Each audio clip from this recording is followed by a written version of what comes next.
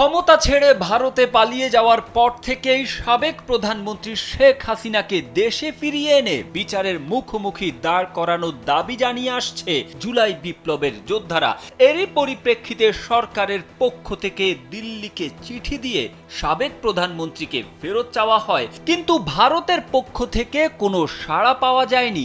ব্যাংককে ভারতের প্রধানমন্ত্রী নরেন্দ্র মোদীর সাথে বৈঠকে অবশেষে সরাসরি হাসিনাকে প্রত্যর্পণের প্রস্তাব রাখেন অন্তর্বর্তী সরকারের প্রধান উপদেষ্টা ডক্টর মোহাম্মদ ইউনূস।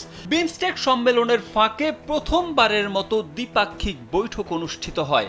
বৈঠক শেষে প্রধান উপদেষ্টার প্রেস সচিব শফিকুল আলম তার ফেসবুক পোস্টে জানান, শেখ হাসিনার প্রত্যর্পণ ইস্যুটি উত্থাপনের সময় নেতিবাচক ছিলেন না মোদি।